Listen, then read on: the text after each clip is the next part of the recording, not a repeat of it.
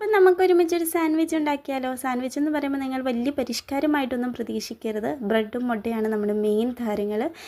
ബ്രെഡൊക്കെ എടുത്ത് വെച്ചിട്ട് മുട്ടയൊക്കെ പൊട്ടിച്ചൊഴിച്ചിട്ട് നേരെ ഞാൻ ഫസ്റ്റ് തന്നെ ബ്രെഡ് അങ്ങ് ടോസ്റ്റ് ചെയ്ത് മാറ്റി വെച്ചിട്ട് എന്നിട്ട് നമ്മുടെ മുട്ടയ്ക്കകത്തോട്ട് സവാളയൊന്നും ചേർക്കത്തില്ല.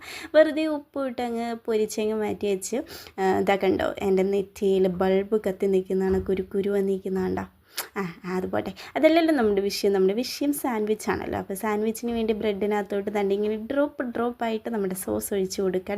ഡ്രോപ്പായിട്ട് ആപത്തത്തിലായി പോയതാണ്, എന്നാലും കാണാൻ രസമുണ്ടായിരുന്നു. പിന്നെ മുട്ടയും കൂടി വെച്ച് കഴിയുമ്പോഴത്തേ ഇത് കുഞ്ഞാറ്റയ്ക്കുള്ള സാൻഡ്വിച്ചാണ് കേട്ടോ. അവൾക്ക് സവാളയൊന്നും ഇടുന്ന ഇഷ്ടമല്ല. അപ്പോൾ എനിക്ക് സവാള ഭയങ്കര ഇഷ്ടമാണ്. ഇപ്പോൾ സാൻഡ്വിച്ചിനകത്ത് ഇങ്ങനെ കടിച്ച് തിന്നുന്നത്. അപ്പോൾ ഞാൻ സവാള ആ കാര്യമായിട്ട് തന്നിട്ടുണ്ട്. പിന്നെ ചീസും അവൾക്ക് ഇഷ്ടമല്ലാത്തതുകൊണ്ടാണ് അവൾക്ക് അതിനകത്ത് വെക്കാത്തത്. എനിക്ക് ചീസ് വെച്ചിട്ടുണ്ട് കേട്ടോ.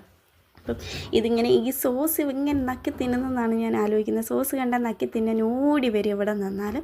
അപ്പോൾ ഞാൻ പെട്ടെന്ന് അതെല്ലാം തൂത്തെടുക്കുകയാണ് കേട്ടോ.